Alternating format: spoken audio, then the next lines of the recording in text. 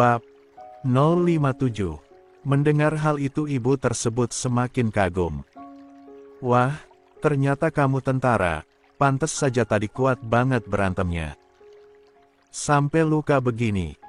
Kalau begitu bagaimana kalau begini saja? Nanti malam saya mau mengundang kamu makan malam ke rumah saya. Nggak jauh kok, dekat dari mall ini, sebelahan. Anggap saja sebagai ucapan terima kasih. Ya, saya mohon. Sari awalnya mau menolak, tetapi karena ibu ini sepertinya kekeh sekali ia akhirnya mengangguk. Alhamdulillah. Oh ya, nama saya Bu Ajeng. Panggil aja Ibu Ajeng biasa. Ini kartu nama saya lengkap dengan nomor telepon dan alamat rumah. Saya tunggu nanti malam, oke? Sari menerimanya dengan sedikit terpaksa. Baik, Bu. Terima kasih. Nama saya Sari. Sari memperkenalkan diri. Ibu Ajeng hanya tersenyum sebelum kemudian kembali merapikan kotak P3K dan masuk ke dalam mall. Sampai jumpa nanti malam nak Sari. Jangan lupa, ya. Oh, malam pun tiba. Sari sebenarnya agak ragu dan masih bimbang, apakah ia akan ke sana atau tidak. Ja sudah berusaha melupakan kejadian itu, tetapi saat ini pikirannya amat kacau dan ia malas berada di rumah yang membuatnya kembali mengingat semua tentang masalahnya. Well, sekalian jalan-jalan. Anggap aja gabut. Ia akhirnya meraih handuknya dan masuk ke kamar mandi, lalu bersiap-siap, mengenakan setelan yang elegan karena ia selalu suka begitu. Tetapi tidak membuatnya bergerak terbatas. Sari akhirnya pergi ke rumah Bu Ajeng. Ia melihat alamat rumah yang tertera di kartu nama. Harusnya memang dekat dengan mall yang ia kunjungi. Ini kali, ya. Sari menatap rumah besar yang cukup elit itu. Dengan gerbang yang terbuka, memamerkan rumah lantai 2 yang cukup megah. Sari memutuskan untuk menelepon Ibu Ajeng. Untuk memastikan saja kalau ini memang rumah yang tertera di alamat. Halo, Ibu, iya, ini saya Sari.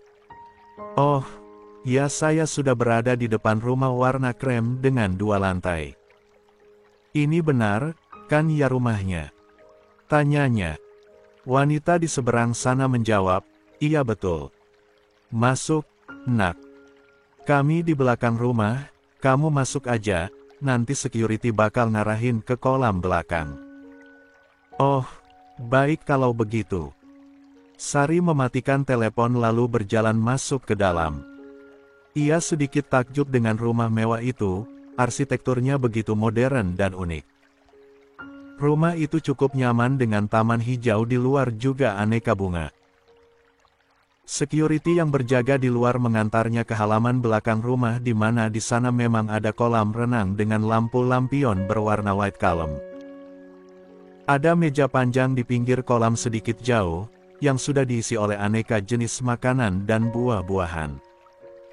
Juga tempat pemanggangan untuk sate atau steak lainnya. Ah, cukup menyenangkan, batin Sari. Sini, nak. Mari duduk. Sari akhirnya berjalan ke sana. Duduk di salah satu bangku. Wah, rumahnya nyaman sekali, puji Sari.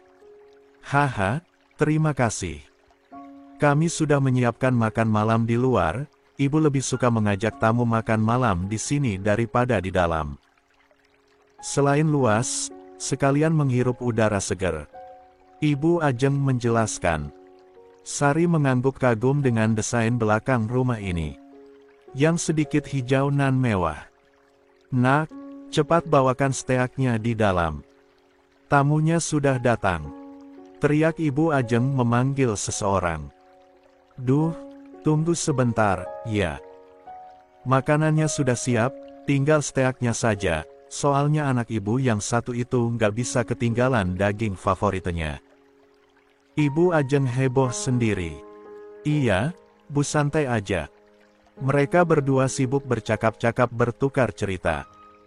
Sampai kemudian seorang pria datang di belakang, membawa steak dan sate di tangannya. Nah, itu dia. Kamu ngapain aja, sih, lama sekali ngambil ini doang. Ibu Ajeng mengomel. Sari menoleh ke belakang. Melihat pria yang diomeli, mengenakan kaos hitam pendek dengan celana panjang berwarna coklat. Sari yang baru saja menggigit buah apel seketika menganga. Begitu juga dengan Elang yang langsung menyipitkan mata melihat siapa wanita yang diundang oleh ibunya. "Elo," ucap mereka serentak. Waktu seakan terhenti sejenak. Sari dan Elang kompak saling memelototi satu sama lain. Tingkah keduanya tentu saja membuat Bu Ajeng kebingungan. "Loh, Elang, nak Sari, kalian saling kenal, ya?" tanya Bu Ajeng memecahkan keheningan berbalut ketegangan yang sempat tercipta. Mendengar pertanyaan Bu Ajeng, Sari dan Elang kompak saling membuang muka dan menjawab pertanyaan Bu Ajeng. "Enggak kok, Tante. Saya nggak kenal sama dia." "Enggak, Mam. Elang mana mungkin kenal perempuan kayak dia?" Bu Ajeng terlihat semakin bingung. "Perempuan kayak mana maksud kamu, Lang?" Itu Mam. Kelihatannya agak sangar gitu," jawab Elang seraya mengusap pundaknya. Sari langsung melotot ke arah Elang. Ingin rasanya ia membalas kasar perkataan laki-laki tersebut, tetapi ia segan kepada Bu Ajeng. "Jangan sembarang ngomong kamu, Lang. Sari ini orang baik, loh," tegur Bu Ajeng. "Oh, gitu, ya, Mam. Soalnya dari tampangnya sih, Elang kira dia jago nonjok muka orang," balas Elang dengan ekspresi bak tanpa dosa. Elang. Hehehe. "Iya, sorry, Mam. Cuma bercanda kali." Bu Ajeng geleng-geleng kepala melihat tingkah putranya. "Elang ini anak tante yang pertama, Sar. Maaf, ya. Anaknya memang agak usil, tapi sebenarnya dia baik, kok. Apalagi sama perempuan. Sebenarnya anak tante ada 2, tapi yang satu lagi, adiknya Elang, sedang nginap di rumah tantenya," katanya memperkenalkan Elang kepada Sari. Sari hanya beroh ria. Ia sungguh tidak berminat kenal dekat dengan putra Bu Ajeng tersebut. Sampai sekarang ia belum bisa memaafkan kelakuan Elang yang mengganggu dirinya saat mencari ketenangan di flyover. Ibunya humble banget, tapi anaknya malah tengil kayak gitu. Mana suka nyium sembarangan, dumel Sari dalam hati. "Nah, Elang. Kalau tamu kita ini namanya Sari. Dia loh yang udah nyelamatin Mama dari jambret. Kalau nggak ada dia, entah gimana nasib Mama waktu itu. Terus nak Sari ini jago bela diri. Dia berani banget gelut sama si jambretnya. Keren banget jah pokoknya dia." Bu Ajeng berganti mengenalkan Sari dengan penuh semangat kepada Elang. Elang tampak tidak terkesan dan justru bersikap cuek. "Oh, gitu, ya, Mam," sahutnya dengan ekspresi datar. "Dan satu lagi, Sari ini tentara, loh," kata Bu Ajeng lagi. Elang langsung melotot sambil menoleh ke arah Sari. Sari sontak memalingkan wajah dengan ekspresi tidak ramah. Pantes saja nih cewek kemarin tonjokannya kuat banget. Seru Elang dalam hati. "Kok kalian malah saling diam sih? Nggak jabatan tangan gitu?" tanya Bu Ajeng heran. Elang langsung mengangsurkan tangannya ke arah Sari. Sari menyadari hal tersebut. Sebenarnya hatinya berat menerima uluran tangan Elang, tetapi karena sedang disaksikan oleh Bu Ajeng, ia terpaksa menerima jabatan tangan laki-laki itu. "Oweh, sit, sakit," batin Elang. Bagaimana tidak, alih-alih berjabat tangan untuk berkenalan, Sari justru meremas tangan Elang kuat-kuat, seakan ingin meremukkan tangan laki-laki tersebut. Sari berpura-pura tersenyum ramah kepada Elang. Ia tampak puas melihat ekspresi kesakitan Elang. Jabatan tangan mereka terlepas saat Elang menarik paksa tangannya. Bu Ajeng yang tidak tahu apa yang terjadi langsung mengajak keduanya makan malam. Di momen itu, ia menanyakan sesuatu kepada Sari. "Oh, ya, Nak Sari. Kamu udah nikah, belum?" Itulah pertanyaan yang diajukan Bu Ajeng. "Saya janda, Tante," jawab Sari spontan. Ya, walaupun nyatanya belum resmi bercerai dengan Andi, Sari tetap saja tidak sudi mengakui pria tersebut sebagai suaminya. Namun, ia juga tidak mungkin mengatakan dirinya single kepada Bu Ajeng. Sari merasa ada bau-bau perjodohan yang tercium dari gelagat Ibu Elang itu, jadi ia berkata belak-belakan agar wanita paruh baya tersebut tidak berharap lebih kepadanya. Bu Ajeng tampak terkejut mendengar jawaban Sari, tetapi ia cepat-cepat mengubah ekspresinya menjadi biasa saja. "Janda? Wah, kamu masih muda banget, loh. Kenapa berpisah? Maaf, suami kamu meninggal?" tanyanya penasaran. "Cerai hidup, Tante. Dia poligami tanpa izin aku," jawab Sari jujur. Tidak hanya Bu Ajeng yang terkejut, tetapi juga Elang. Pantes aja waktu itu nih cewek kayaknya kacau banget. Pasti karena abis mergokin suaminya selingkuh, batin Elang. "Duh, rugi banget mantan suami kamu itu, Sari. Dia udah nyia-nyiain wanita sekeren kamu. Nggak lama lagi dia pasti menyesal." Bu Ajeng mengutarakan pendapatnya. "Mungkin suaminya nggak tahan punya istri terlalu perkasa kayak dia, Mam," celetuk Elang. Sari sontak mengepalkan tangannya. Kalau saja tidak teringat untuk menjaga kesopanan di hadapan Bu Ajeng, ia pasti sudah menghadiahkan tonjokan ketiga ke wajah laki-laki bermulut tajam itu. "Elang, jangan ngomong sembarangan, ah. Biasanya kamu nggak pernah terlalu iseng gini ke tamu Mama," protes Bu Ajeng. "Soalnya tamu Mama yang satu ini beda dari yang lain, Ma," balas Elang. "Tentu saja hanya dalam hati." "Iya, sorry, Mam," balasnya. Setelah makan malam selesai, Bu Ajeng mengajak Elang menemaninya berbincang dengan Sari. Namun, Sari sudah benar-benar gerah berada di rumah tersebut.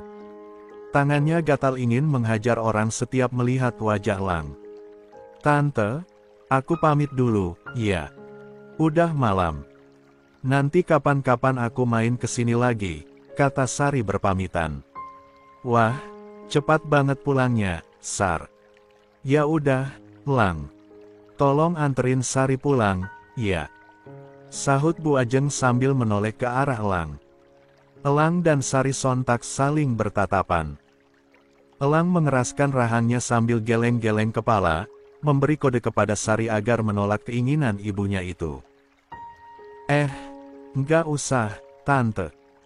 Aku pesan taksi aja," kata Sari menolak tawaran Bu Ajeng. "Loh, jangan dong. Udah malam ini. Pokoknya biar Elang yang anterin kamu, biar selamat sampai rumah. Lang, sana ambil kunci mobil," perintah Bu Ajeng dengan nada memaksa. "Tapi, Mam, Elaang." Bu Ajeng menatap tajam ke arah sang putra. Elang menghela napas panjang. "Ya udah. Sana ke mobil duluan. Gue mau ambil kunci dulu," katanya sedikit ketus. "Elang, kok pakai gue sih?" protes Bu Ajeng. Elang tidak menjawab dan langsung menyelonong masuk ke kamarnya untuk mengambil jaket. Bu Ajeng kemudian mengantar Sari sampai ke depan teras. "Janji loh kapan-kapan main lagi ke sini," kata Bu Ajeng. "Iya, Tante. Insya Allah," jawab Sari dengan senyum yang dipaksakan. Tidak lama kemudian, Elang muncul sambil mengenakan jaket. "Ayo ke mobil," katanya tanpa menoleh ke arah Sari. Setelah berpamitan kepada Bu Ajeng, Sari pun naik ke mobil dengan berat hati. "Duduk depanlah, gue bukan supir," kata Elang dengan nada jutek. Sari berdecak kesal. Ia terpaksa menutup pintu belakang dan pindah ke sebelah Elang. Sungguh, ia merasa tersiksa karena harus tersenyum manis kepada Bu Ajeng yang melambaikan tangan ke arah mereka. Padahal ia benar-benar tidak senang berada satu mobil dengan Elang. Di dalam perjalanan, Sari dan Elang kompak saling diam dan buang muka satu sama lain. Padahal tadinya hasrat Sari untuk menghajar Elang sangat menggebu-gebu, tetapi setelah hanya berduaan dengan laki-laki itu, ia malah kesal dan ingin cepat sampai rumah. "Abis ini belok mana?" tanya Elang. "Lo tahu perumahan yang gue bilang tadi nggak sih?" "Tahu." "Ya udah di sana." "Ngapain pakai tanya lagi?" kata Sari ketus. Elang mengusap dadanya, mencoba bersabar menghadapi Sari. Padahal ia hanya mencoba memulai perdamaian dengan wanita itu, tetapi Sari tetap saja galak kepadanya. "Udah masuk perumahan nih. Nomor berapa?" tanya Elang. Sari menyebutkan nomor rumah orang tuanya. Sesampainya di halaman rumah, Elang terkejut bukan main karena barungnya itu adalah rumah ibu mertua Cahya. "Lo siapanya Cahya?" tanya Elang langsung. Giliran Sari yang kaget mendengar nama kakak iparnya. "Lo kenal Cahya?" "Ya kenal lah. Dia adik tingkat gue di kampus," jawab Elang jujur. Tentu saja tanpa menambahkan keterangan kalau ia sempat tertarik dengan kakak ipar Sari itu. "Oh," sahut Sari singkat. "Kalau lo siapanya Cahya?" Elang balik bertanya. "Gue adik iparnya." "Kenapa? Masalah buat iyo?" Elang tidak menjawab. Ia tiba-tiba teringat cerita Cici yang mengatakan bahwa Cahya diusir adik iparnya dari rumah mertuanya sendiri. Itulah sebabnya saat itu Cahya pulang kampung dan malah mendapat musibah kebakaran. "Oh jadi elo yang udah usir Cahya? Asli antagonis banget, lo." "Iya. Sumpah, mama gue ternyata udah salah menilai orang. Beliau nggak tahu aja seberapa jahatnya lo ke Cahya, kakak ipar lo sendiri," ucap Elang sambil menatap sinis ke arah Sari. Sari tercekat mendengar kata-kata Elang. Ingin rasanya ia menyangkal ucapan laki-laki itu, tetapi sayangnya yang disampaikan Elang adalah sebuah kebenaran. "Iya, gue emang jahat. Gue antagonis paling jahat di dunia." "Puas lo," teriak Sari. Tanpa menunggu jawaban Elang, Sari langsung keluar dari mobil Elang tanpa mengucapkan terima kasih karena sudah diantar pulang. Elang tampak belum puas dan menyusul keluar dari mobil. Ia kembali meneriaki wanita tersebut. "Woi, cewek antagonis. Mending lo ubah sifat lo itu. Kalau lo gitu terus, enggak bakal ada laki-laki yang mau sama lo. Pantes saja lo jadi janda." Sari mengepalkan tangannya dengan penuh emosi. Ia berbalik dan langsung mencengkeram kerah baju Elang. Matanya menatap nyalang wajah laki-laki tersebut. "Tolong gak usah sok tahu tentang hidup orang lain. Lo gak kenal sama gue, jadi mending diem aja atau mulut lo gue robek," kata Sari dengan rahang mengeras. Elang malah tersenyum sinis mendengar ancaman Sari. "Gue gak peduli lo mau ngomong apa. Gak penting juga kenal sama lo. Sumpah, gue benci banget sama perempuan kayak lo." Sari tampak semakin emosi dan ingin melayangkan sebuah tamparan ke wajah Elang. Namun, kali ini Elang sudah lebih sigap. Ia langsung bergerak cepat menangkap tangan Sari dan memelintirnya ke belakang. Sekarang, giliran Sari yang berada dalam posisi lemah. Elang mendekatkan bibirnya ke telinga Sari, lalu membisikkan sesuatu kepada wanita tersebut. "Lo harus tahu, sabuk gue udah putih. Sial. Bangsat. Anjing. Lepasin gue," teriak Sari memaki-maki Elang. Elang benar-benar tidak tahan lagi. Telinganya sakit mendengar sumpah serapah yang terus diteriakkan Sari. "Sumpah, iya. Gue gemes banget sama cewek sok jago kayak lo," gumam Elang. Tanpa basa-basi, Elang langsung membungkam bibir Sari menggunakan bibirnya. Sari sontak semakin meronta ingin melepaskan diri, tetapi ia kalah tenaga. Elang terus memaksa menciurnya hingga akhirnya ia mendapat kesempatan menggigit keras bibir elang. Elang berteriak kesal, tetapi tetap mencengkeram erat tangan Sari. Sari terlihat sangat tidak terima ketika dirinya tidak berdaya di depan seorang laki-laki. Sungguh, Sari merasa elang telah melukai harga dirinya. Saat melihat air mata menetes ke pipi Sari, elang akhirnya melepaskan tangan wanita tersebut. Ia tersenyum penuh kemenangan.